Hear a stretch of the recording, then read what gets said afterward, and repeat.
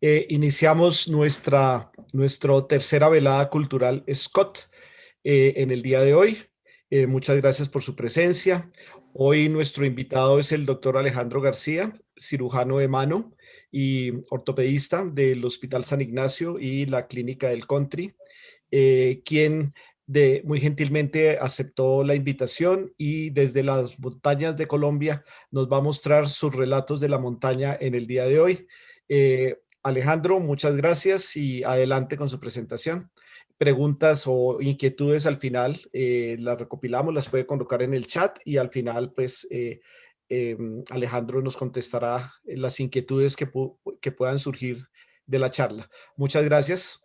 Alejandro, adelante. Rodrigo, buenas noches a todos los que estén conectados y esperemos después algunos más. Muchas gracias, Rodrigo, gracias a José Luis también por la invitación y pues por abrir estos espacios de conversaciones de cosas un poquito distintas de lo corriente en ortopedia, que me parece muy valioso y que pues ojalá podamos disfrutar. Pues no sé, Rodrigo me comentó que estaban en estas cosas y me preguntó si tenía algún tema interesante y pues lo único que yo hago con gran interés desde hace años es pues tratar de salir a caminar y de tratar de conocer un poquito los paisajes de Colombia que son pues realmente impresionantemente lindos y que he tenido la oportunidad de recorrer en una parte.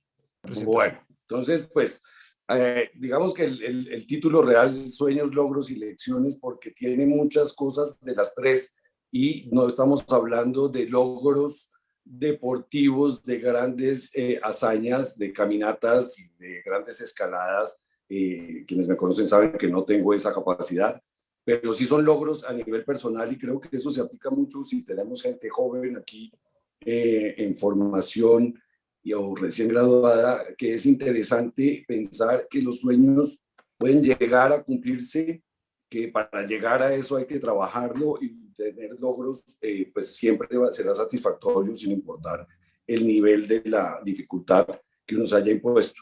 Pero además uno aprende muchas cosas por el camino. Este dibujo que ustedes están viendo ahí es una esquematización que yo hice hace rato de la vista que tiene uno en la Laguna Grande de la Sierra, en el Cocuy. Obviamente es un dibujo de muy pobre calidad y esta es la verdadera vista que yo quería representar ahí, que esto sí es impresionante. Entonces esta es una de las vistas que vamos a ver repetidamente durante la presentación, que con su pues, carácter de naturaleza limpia y perfecta, pues son siempre impresionantes y son una fortuna cuando uno los puede visitar. Pero voy a empezar desde mucho tiempo atrás. Cuando uno es chiquito y en la medida que va creciendo siempre tiene ejemplos a seguir y la mayoría de las veces busca uno héroes. Obviamente tenemos aquí en la foto pues a un gran héroe que fue Pelé en mi infancia, que lo pude ver jugar y que obviamente admiré su estilo y además su ausencia de defectos como otros héroes que aparecieron después y que no quiero mencionar. Después tenemos gente que en la medida en la que uno estudia y se da cuenta de cómo la ciencia puede avanzar, se da cuenta que hay gente que realmente ha marcado el camino con cosas francamente extraordinarias que permiten o que le han dado a la humanidad unos pasos gigantescos y que uno quisiera poder seguir sus pasos. Y obviamente alguien que siempre está digamos, en los pensamientos de cualquier colombiano y de mucha gente en el mundo en la parte literaria, pues como Gabriel García, que realmente pues nos mostró que uno puede salir del pueblo más chiquito de Colombia y tener una mente y un intelecto superior al de la mayoría de la gente y realmente deleitarnos a todos con la mejor literatura posible. También dentro de todas las lecturas de infancia empieza uno a darse cuenta de cosas espectaculares y de los aventureros. Y los aventureros siempre me han llamado la atención en todas sus expresiones. Y obviamente desde Sir Edmund Hillary, cuando conquistó el Everest hace como 85, 80 años, pues obviamente las subidas a montañas y todas las exploraciones son muy interesantes. Y descubrí que existía este personaje también cuando era muy joven, que es Reinhold Messner, a quien yo he seguido, digamos, más o menos su actividad durante muchos años, a pesar de su nombre alemán, es italiano, del norte de Verona, del Alto Adige, y es un señor que es extraordinario de todo punto de vista, el alpinista más importante que ha habido, quien fue la primera persona que hizo los 14 8000 sin oxígeno. Y de hecho varios los ha hecho solo, completamente, ascensiones en solitario. Entonces es alguien que está por encima de las capacidades de la gran mayoría de los humanos en la forma, en su parte física y en su parte de determinación. Por lo tanto, para mí también es alguien a quien he seguido mucho y que obviamente cuando uno ve estos héroes le dan ganas de emularlos en lo que pueda, obviamente. En esta gráfica tenemos al señor Erwin Krauss, que es un señor nacido en Colombia en 1911, de padres alemanes, que se dedicó a la orfebrería y su familia siguió dedicada a la orfebrería, y él, obviamente, por su influencia alemana y suiza, donde también vivió, pues aquí en Colombia dijo, yo quiero conocer lo que hay arriba de las montañas, y es el padre del montañismo en Colombia. En el año 38 ya hizo su primer ascenso a la Sierra del Cocuy, y fue el primero que coronó la cima del Pan de Azúcar. De ahí en adelante coronó la gran mayoría de las cimas del Cocuy, estuvo en la Sierra Nevada de Santa Marta, en los nevados de Ruiz. No tengo clarísimo todas sus actividades, pero durante más o menos 20 años estuvo subiendo todas las montañas de Colombia. Estas son fotos de él. De hecho, en estos días encontré unos videos de él en una publicación de la Universidad Jorge Tadeo Lozano, muy linda, en la que nos muestran videos realmente interesantes y de muy buena calidad de sus ascensos en los años 40 a las montañas del Cocuy. Te recibo. Gracias. Un cafecito al estilo del doctor Meléndez, como nos enseñó hace un mes, para acompañar la charla. Estas son fotos de él en el Cocuy, y el señor que está abajo, el señor Antonio Lampol, lo acompañó durante varias de estas ascensos en los primeros años, pero desafortunadamente murió en la Segunda Guerra Mundial porque tuvo que volver a enlistarse en el ejército alemán, además. Entonces, estas personas son gente que siempre me ha inspirado en sus capacidades, y cuando uno lee los relatos de Erwin Krauss y de todos estos pioneros, se da cuenta de que los trabajos que ellos corrieron y los riesgos que ellos corrieron son infinitamente mayores que los que tiene uno que encontrarse ahorita. Herederos de ellos son un grupo grande ya de colombianos que han hecho historia, digamos, a nuestro nivel, obviamente. Han coronado varias cumbres del Himalaya, y aquí en Colombia también han desarrollado muchísimo el montañismo, algunos de los cuales he podido conocer un poquito, no muy de cerca. Entonces uno empieza a moverse en la vida, tiene esos sueños, pero los sueños obviamente no todos los puede uno cumplir, uno tiene muchos, muchos sueños.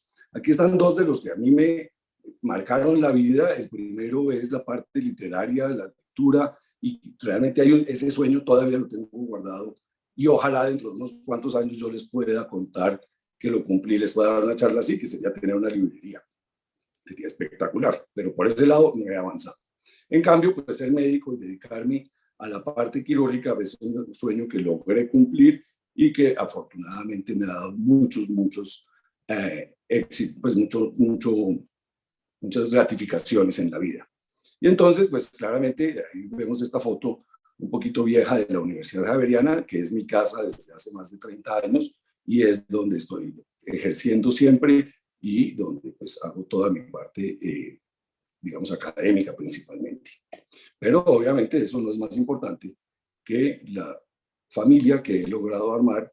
Aquí están mis dos hijas y aquí estamos ya los cuatro con la última adición, que es la perrita. Y esta es mi vida con la que vivo muy contento. Por fortuna, va uno moviéndose durante la vida y va haciendo cosas, pero siempre están los sueños. Los sueños hay que utilizarlos, hay que alimentarlos, y son un motor que hacen que tratemos de ser mejores todo el tiempo.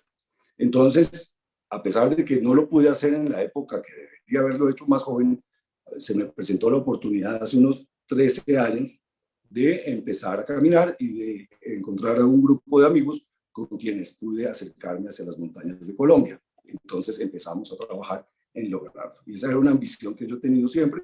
Esta ambición la veo cada vez más difícil, que es ir al Himalaya y hacer algo de escalada allá, y la veo tan difícil como que creo que ya no la voy a hacer. Pero obviamente hay otras que sí puede uno acercarse un poquito. Esta es una imagen en el atardecer del pan de azúcar en el Cocuy, y esa sí la he estado moviendo. Entonces, obviamente, leyendo, buscando cosas, se va encontrando uno con toda la información. Estos son, digamos, mapas que están disponibles en todas partes de la Sierra Nevada del Cocuy, y cuando uno empieza a verlo y lo ve como algo posible, ya empieza la emoción. Eso no es decir, yo podría hacerlo, no está tan lejos, hay posibilidades, entonces tratemos. Esa anticipación, obviamente, se pone el corazón a mil cuando uno está todavía a bastantes kilómetros de distancia de la sierra, da una curva en la carretera y se encuentra con esta vista donde podemos ver la gran mayoría de los picos del lado occidental de la Sierra del Cocuy. Y entonces esa emoción obviamente es casi que indescriptible. Cuando uno dice yo quiero empezar a subir montañas, tiene que decir estoy preparado en esto sí, en esto no, y debe hacer como un balance, un inventario de lo que puede y de lo que no puede. Y lo primero es saber si uno es capaz de caminar. Digamos que por fortuna las montañas de Colombia en su mayoría son muy caminables, no son de técnica muy grande para hacer las cosas básicas. Entonces lo primero es saber que uno tiene la capacidad de caminar y de aguantar largas jornadas de caminata sin pensar en más cosas físicas.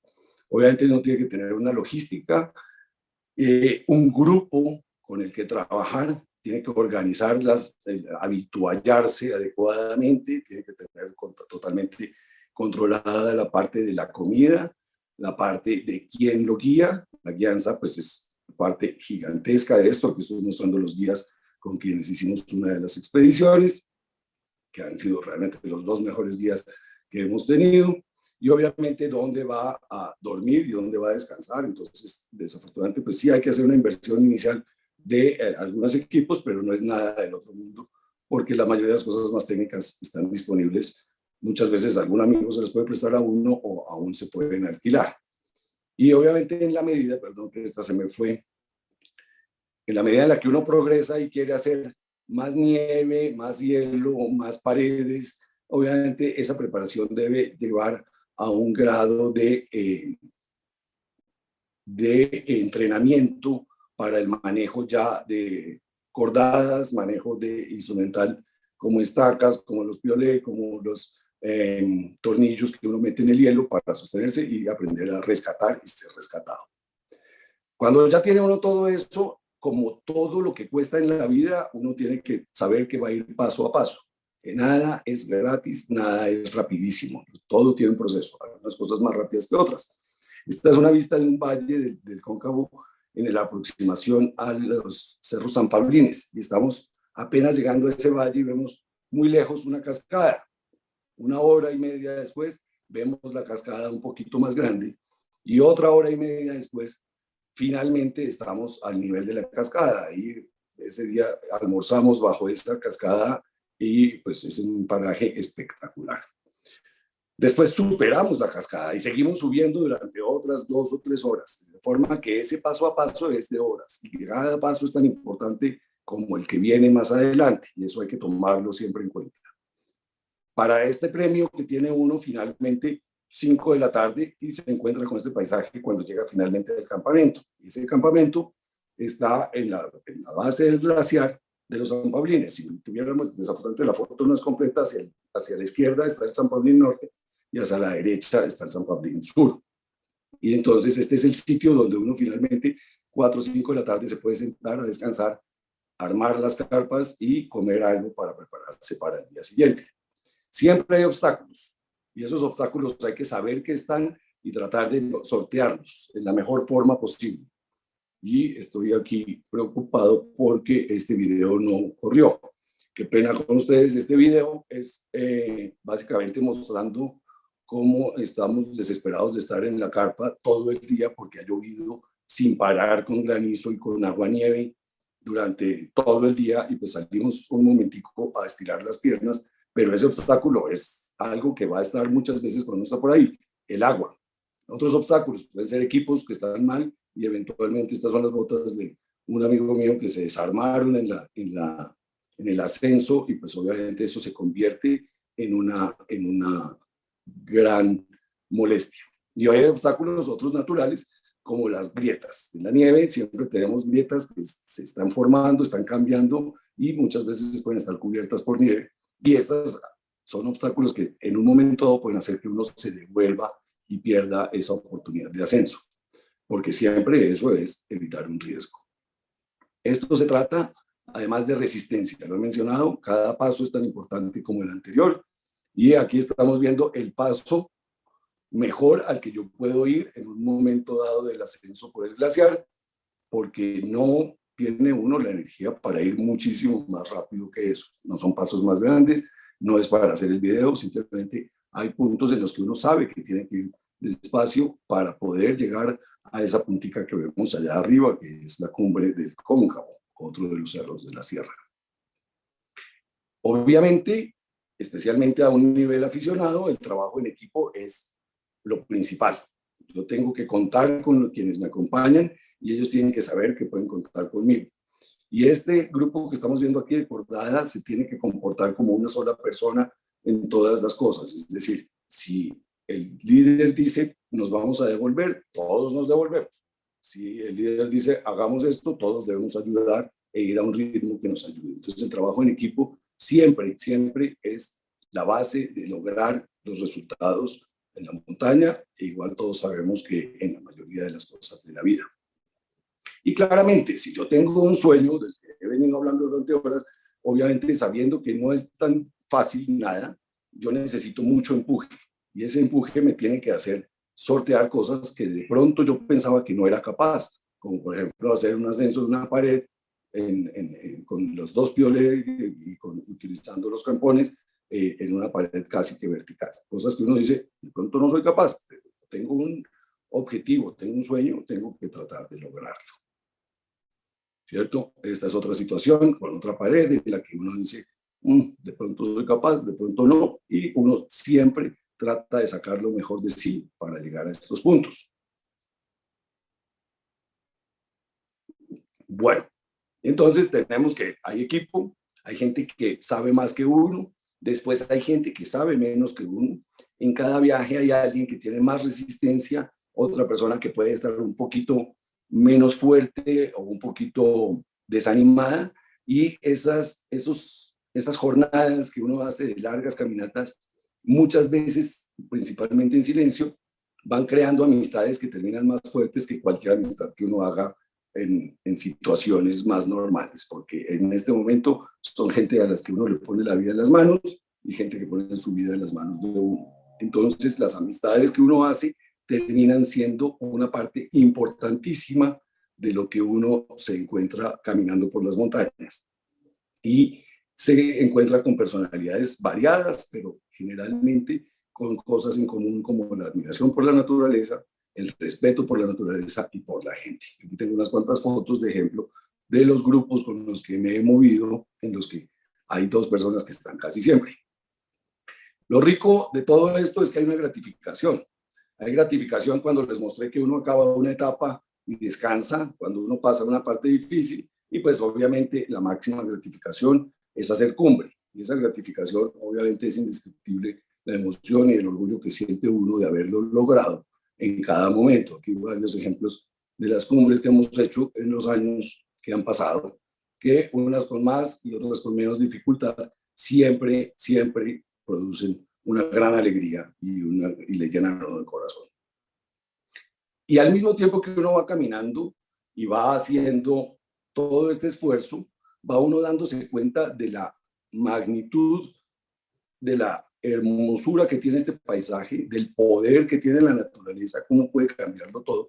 Y se da uno cuenta, pues más fácilmente que en el día a día en la ciudad, de la perfección de la naturaleza. Y entonces le produce a uno una humildad ver este tamaño, este poder y este paisaje tan perfecto, le produce una gran humildad y es buenísimo. Y además, una admiración constante por todas las vistas que uno está disfrutando.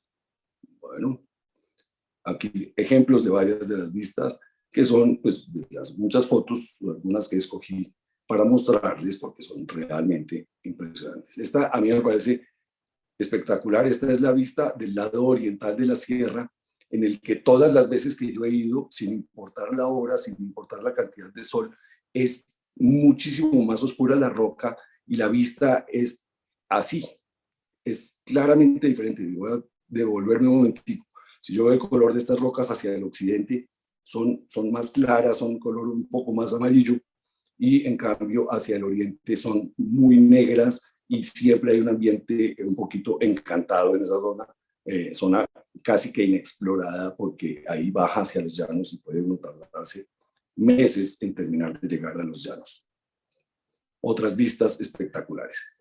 Y todas estas cosas que yo estoy hablando de humildad y el respeto por las cosas, aquí hay dos ejemplos muy importantes. Este es el primer ejemplo de cómo yo debo siempre tener muy claro cuáles son mis límites y cómo la montaña me está hablando a mí. Este es el Pan de Azúcar.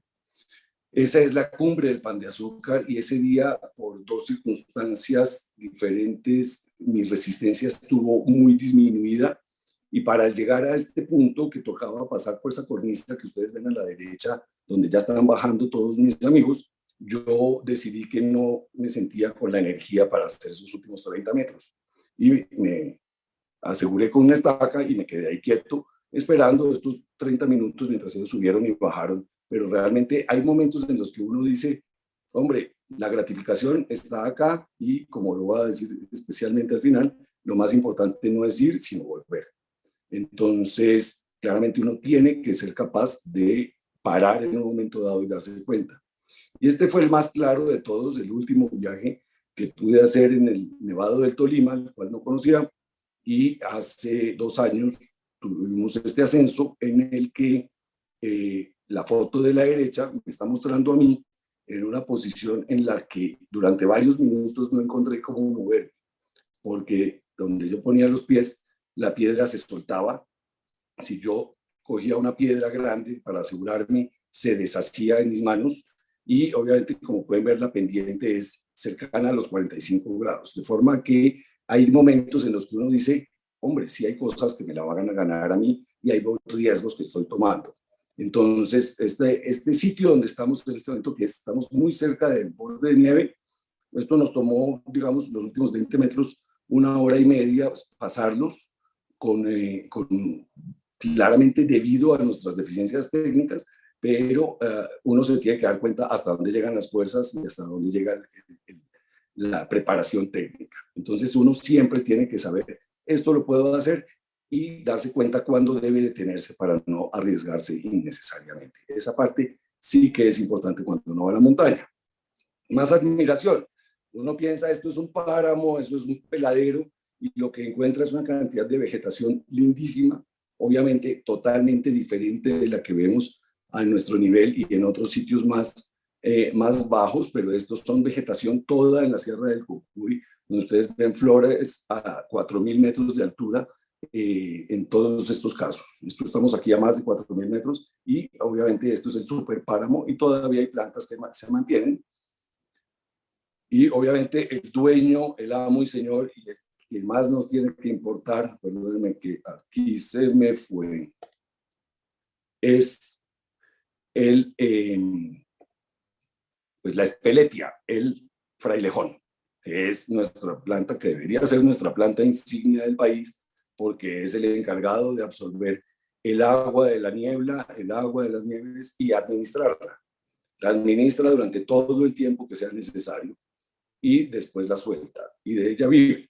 Aquí hay una foto que pues, claramente no es lo más correcto, pero que muestra la proporción. Mi hija está abrazando este frailejón que mide más de 3 metros, y que eso nos dice que puede tener más de 200 años de vida de pronto este árbol.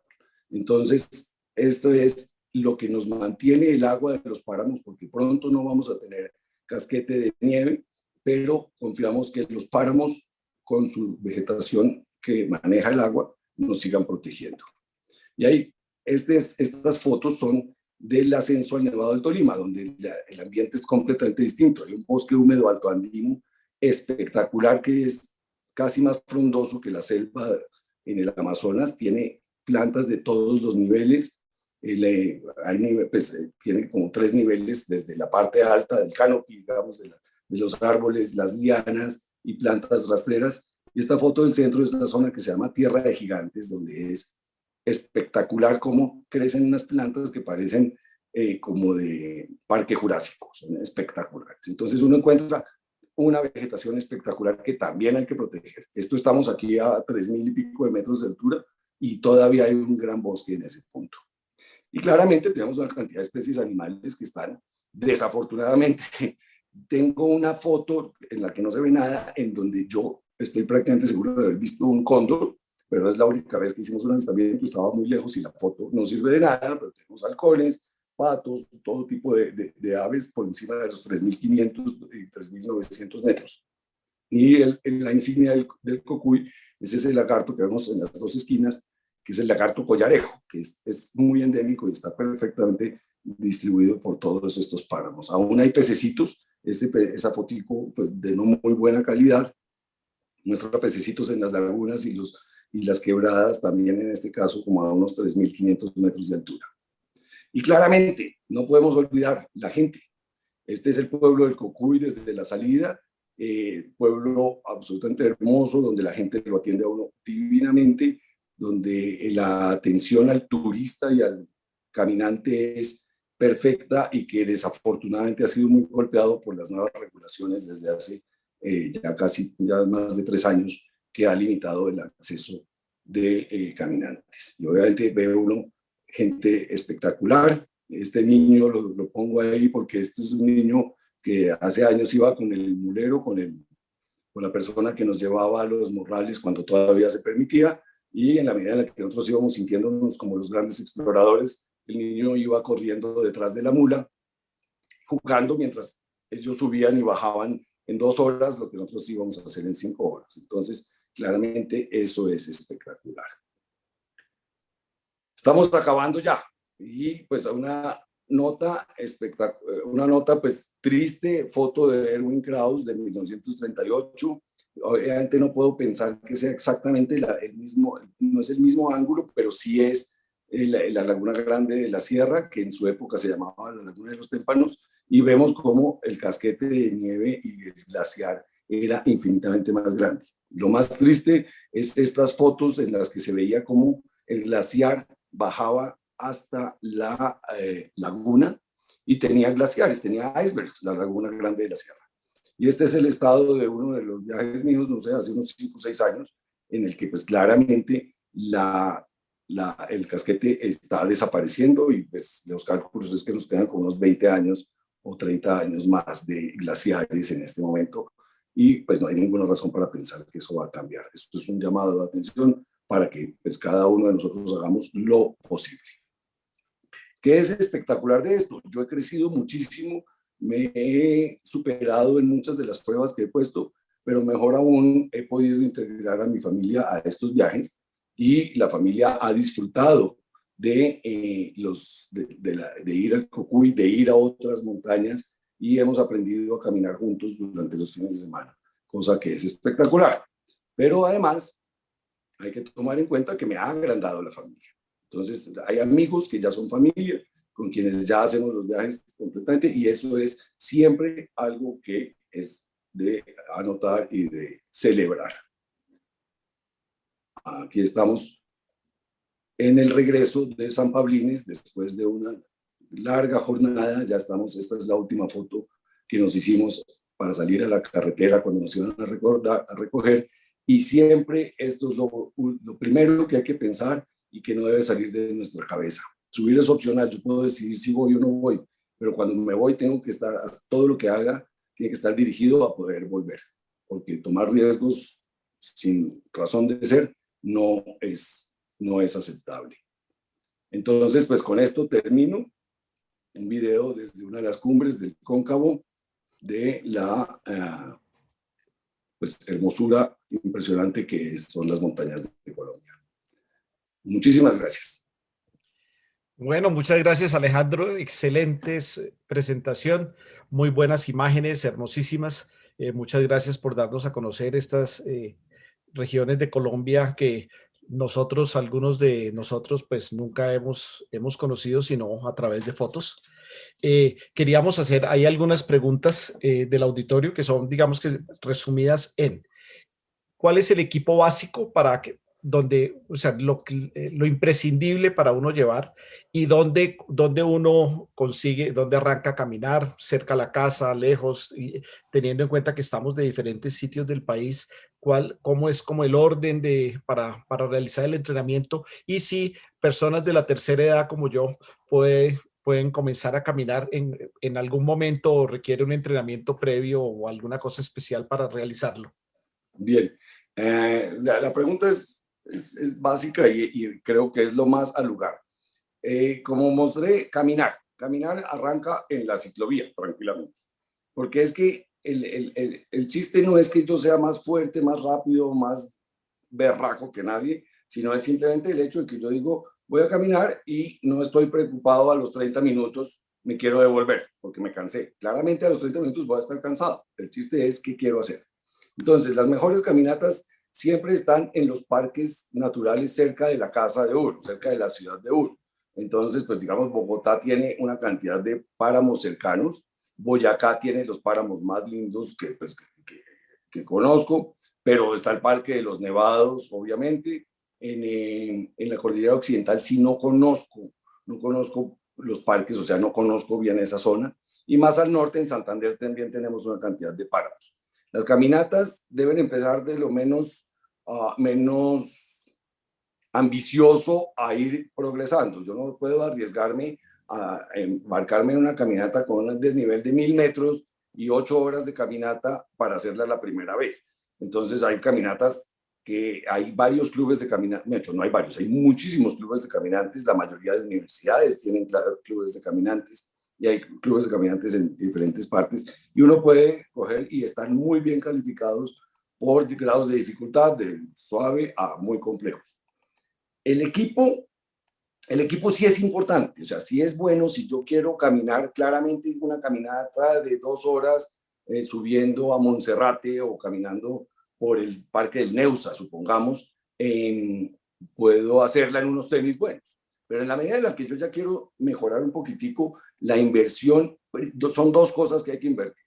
Unos zapatos buenos con Gore-Tex, es decir, con aislante que no se le vayan a uno a empapar los pies por un simple aguacero o una caída en un charco. Y esa inversión es bien interesante y bien importante para no sufrir.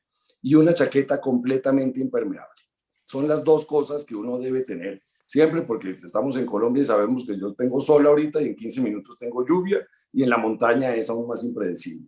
Entonces son las dos primeras inversiones, unos zapatos impermeables y una chaqueta impermeable. De ahí en adelante uno va acumulando cositas de a poquitos. O sea, a mí, o sea, usted vieron las fotos y pues yo he tratado de ir mejorando mi equipo y voy haciendo cosas, pero el mismo día que yo voy subiendo,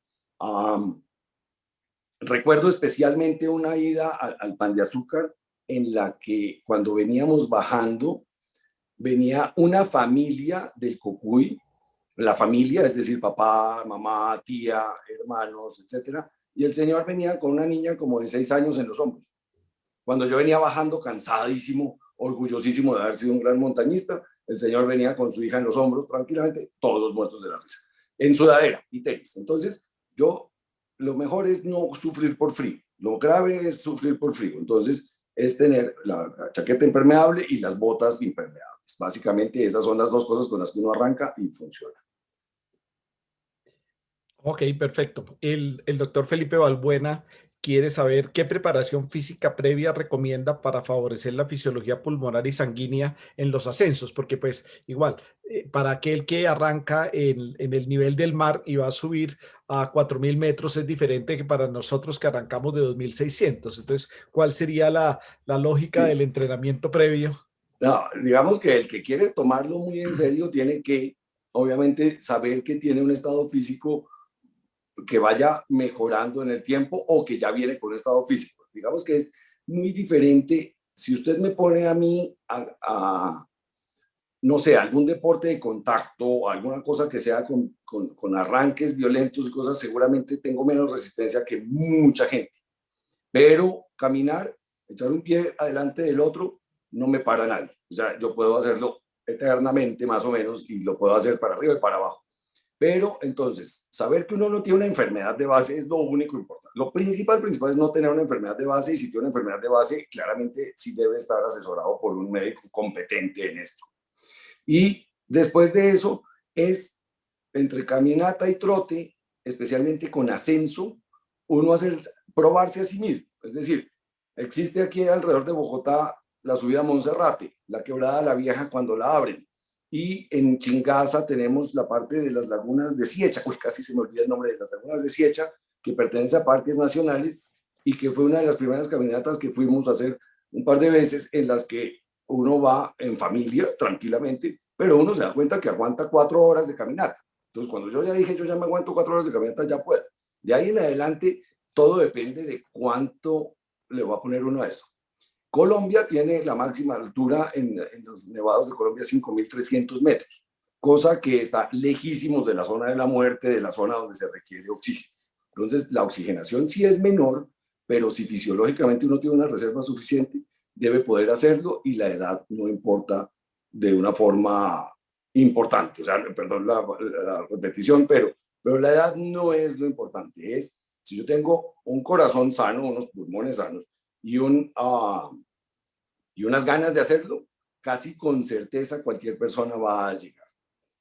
Si yo ya voy a salir de Colombia y ya voy a pasar de los 6.500, 7.000 metros, ese sí es otro paseo, porque yo ya tengo que tener una resistencia infinitamente mayor, y mi reserva pulmonar tiene que ser pues extraordinaria para que yo pueda estar cómodo a ese nivel de 6.500, 7.000 metros. De ahí eso, pero ya eso es una persona que es un montañista, si no profesional, ya es un montañista de verdad, verdad. Yo lo que soy es un caminante con la fortuna de tener estas montañas más o menos cerca.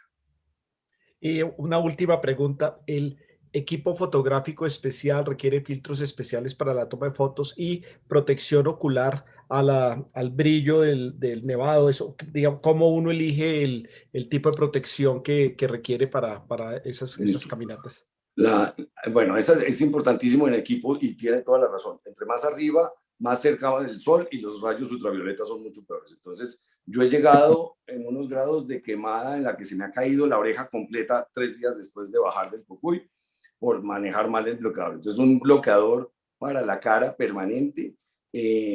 Andar uno con pues, la gente más blanca que yo, pues ese no es mi problema, pero mucha gente anda simplemente con la nariz pintada de bloqueador. Y gastarle plata a las gafas siempre es una buena idea. Gafas con el mejor filtro posible. Hay marcas específicas para la nieve. Yo no he comprado porque son muy, muy caras, pero realmente uno con unas gafas de muy buena calidad, de filtro completo, eso sí, o sea, negras, son negras, y obviamente ojalá con protección lateral sería ideal. Pero uno debe estar con las gafas permanentemente mientras esté con luz de sol y nieve cerca, todo el tiempo. Y esa es otra parte importantísima de tomar en cuenta.